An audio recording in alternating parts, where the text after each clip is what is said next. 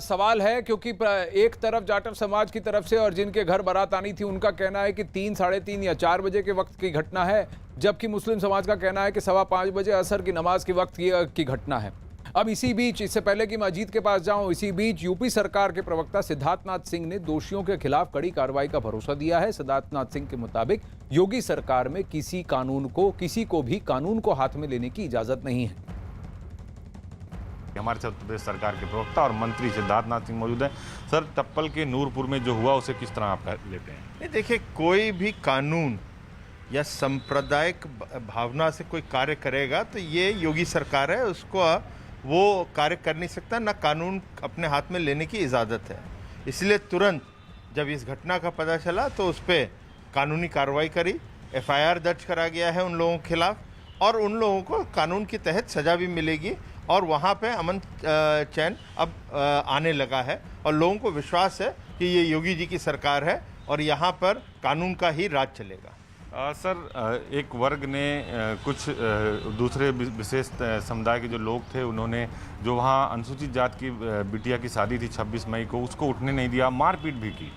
नहीं, ये गलत है, इसीलिए मैंने कहा कानून अपने हाथ में कोई नहीं ले सकता और जो लेगा उसके ऊपर कड़ी से कड़ी कार्रवाई होगी और यही किया गया है। इसीलिए FIR दर्ज करी गई है और कानून के तहत उन लोगों पर कार्रवाई हो रही है। दबंगों के इससे इतना ज़्यादा परेशान कर दिया था कि उन परिवारों ने अपने घरों पर बैनर पोस्टर लगा दिया कि हम यहाँ से छोड़ के चले जाएंगे, हमारा मकान बिकाऊ है, जिसके बाद आपकी सरकार ने 11 लोगों के खिलाफ FIR करी है। नहीं, देखिए, इस पर जांच हो रही है, जांच के हिसाब से और लोगों के कोई नाम आते हैं उस पर भी कार्रवाई होगी, मगर कानून अपने हाथ में कोई लेने की इजाज़त इस सरकार में नहीं है।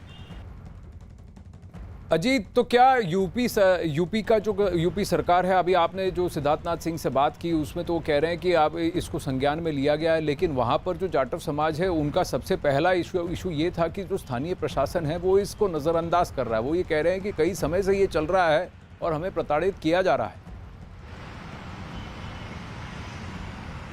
देखिए, बिल्कुल आनंद, जो वहाँ के जाटव परिवार हैं उन्होंने इसके पहले भी शिकायत पुलिस से की रही होगी, उस पर बहुत ज़्यादा एक्शन नहीं हुआ, इसलिए वहाँ के लोग नाराज हैं। लेकिन रही बात सरकार की या पश्चिमी उत्तर प्रदेश में, तो ऐसे बहुत सारे, आपने कैराना, मुजफ्फरनगर, बहुत पलायन के मामले आए हैं, तो सरकार इसको काफ़ी गंभीरता से लेती है और इसीलिए सिद्धार्थनाथ सिंह जो सरकार के मंत्री भी हैं, प्रवक्ता भी हैं, उन्होंने सीधे तौर पर कहा कि हम इस पूरे मामले की उच्च स्तरीय जाँच कराएंगे। मामला संज्ञान में आते ही FIR दर्ज किया गया। उन्होंने एक बात और कही आनंद, कि जो लोग जिनके खिलाफ FIR है उसके अलावा भी बहुत सारे लोगों के नाम आते हैं, तो उस नाम को विवेचना में बढ़ाया जाएगा।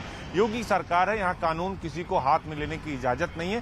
सीधे तौर पर सरकार ने अपना रुख साफ कर दिया है कि जो जाटव परिवार हैं, जो मुस्लिम परिवार हैं, जो हुआ वो ठीक नहीं हुआ। किसी की बारात को आप नहीं रोक सकते। 26 मई का जो वाकया था, ये पूरी रिपोर्ट सरकार को पता है। सरकार के गृह विभाग, जो ACS होम है, उन्होंने वहां के DM और SSP अलीगढ़ से बात की थी। तो निश्चित तौर पर कहीं ना कहीं इस पूरे मामले को लेकर सरकार काफी गंभीर है। उनका सीधे तौर पर यही कहना है कि हम किसी को बख्शेंगे नहीं। जो अमन चैन को खतरा पैदा करेगा, जो सांप्रदायिकवाद करेगा, धर्म को लेकर राजनीति करेगा, उसे छोड़ेंगे नहीं। फिलहाल सरकार का स्टैंड क्लियर है कि FIR दर्ज हुआ है, गिरफ्तारी की जाएगी और लोगों का नाम सामने आता तो उन्हें भी विवेचना का हिस्सा बनाया जाएगा और उन पर भी कानूनी शिकंजा कसेगा। अजीत, आप मेरे साथ बने रहिए। वहीं टप्पल के नूरपुर गांव के युवा चाहते हैं कि दोनों समुदाय के लोग पहले की तरह मिलजुल कर रहें, दोनों के बीच कोई मतभेद ना हो। गांव के लोग भाईचारे के साथ रहना चाहते हैं। हालांकि अब भी दोषियों के खिलाफ कार्रवाई की मांग की जा रही है। इस वक्त हम मौजूद हैं नूरपुर गांव में और यहाँ पर मेरे साथ कुछ युवा यहाँ पर मौजूद हैं जो कि एक समुदाय से बिलोंग करते हैं। सबसे पहले हमें ये एक बात बताइएगा, जो हुआ 26 मई को शाम को, उसके बाद अब क्या हालात है, क्या चाहते हैं आप लोग? 26 तारीख में जो हुआ उसके बाद हम लोगों ने, दोनों ही संप्रदाय ने बैठ के बात करी आपस में, ताकि हम लोगों का कंप्रोमाइज हो जाए और कोई विवाद आगे ना बढ़े। अब क्या चाहते हैं? अब दोनों समुदाय कंप्रोमाइज चाहते हैं कि आपस में दोनों लोगों का कंप्रोमाइज हो जाए और ये जो बात चल रही है ये यहीं खत्म हो जाए। यानी आप लोग चाहते हैं कि मिल बैठकर आप लोग एक साथ रहें? बिल्कुल, हमने पहल भी की है, उन भाइयों से हम मिले भी हैं, वो भी कॉम्प्रोमाइज चाहते हैं और हम भी कॉम्प्रोमाइज चाहते हैं। हम किसी तरीके का कोई विवाद नहीं चाहते। हम हमेशा यही चाहते हैं कि विवाद बिल्कुल ना हो और भाईचारा जैसे होता आया है वैसे ही रहे। वो हमारे प्रोग्रामों में आए, हम उनके कार्यक्रमों में जाएं, ऐसा कोई बात नहीं है। हमारे यहाँ पर सब भाईचारे से रहते आए और रहते रहेंगे। ऐसी कभी कोई हमारे यहाँ से कोई ऐसा कभी भी इससे गलत मैसेज नहीं जाएगा कि किसी भी समुदाय के किसी व्यक्ति ने दूसरे समुदाय के व्यक्ति को परेशान करने की कोशिश की है। भाईचारा हमारा है और वो भी पहल कर रहे हैं और हम भी पहल कर रहे हैं। हम बैठ के इस मसले को जो है सुलझा लेंगे। भाईचारा बनाए रहे पूरे गांव में। भाईचारा तो हमारा पहले से भी था और आज भी है और आगे भी रहेगा। कुछ लोग जो इस मुद्दे को उछालना चाहते हैं, जो राजनीतिक ताकत है, वो इनको उछालना चाहते हैं और आज भी हम सब भाईचारे से रह रहे हैं। आपने देखा होगा कोई ऐसी बात नहीं है गाँव में। अमित, आपने इन युवाओं से बात की, लेकिन जो वीडियो दिख रहा है उसमें तो मारपीट हो रही है, उसमें काफ़ी सारी कहासुनी हो रही है। 26 मई की ये घटना है। गांव के जो बुजुर्ग हैं उनका कहना है कि हर रोज़ ये चलता है। वहाँ की जो औरतें हैं उनका भी कहना है कि बहन बेटियों के साथ छेड़खानी होती है, कहासुनी होती है। और ये जो 110 परिवार है वो प्रेशर में है। जी अमित, बताइए।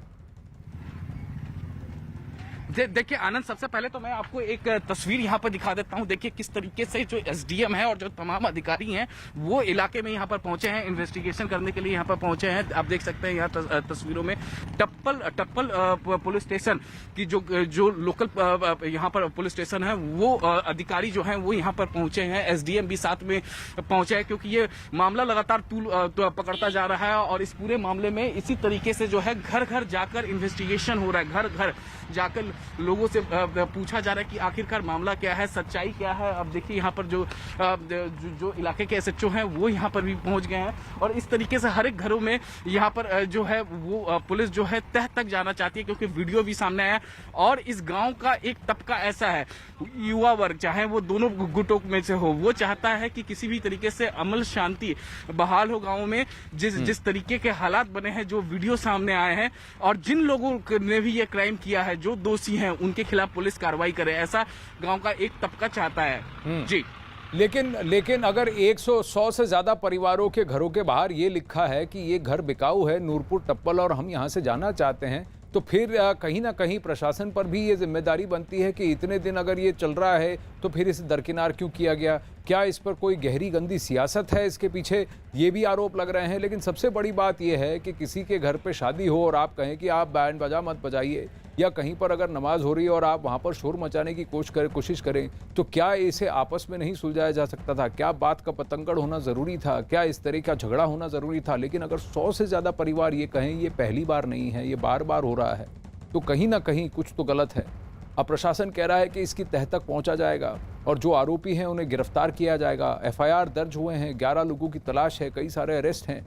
इस खबर पर हम बने रहेंगे, इसको फॉलो भी करेंगे। लेकिन अजीत, सबसे बड़ी बात यह है कि एक तरफ से सियासत और ध्यान भटकाने की, कोविड से ध्यान भटकाने की बात हो रही है, आरोप लग रहे हैं, समाजवादी पार्टी के ज़मीरुल्लाह ने कहा। लेकिन दूसरी तरफ अगर जाटव परिवारों में से 1-2 परिवार नहीं है, 100 परिवारों ने अपने घरों के सामने यही बात लिखी है।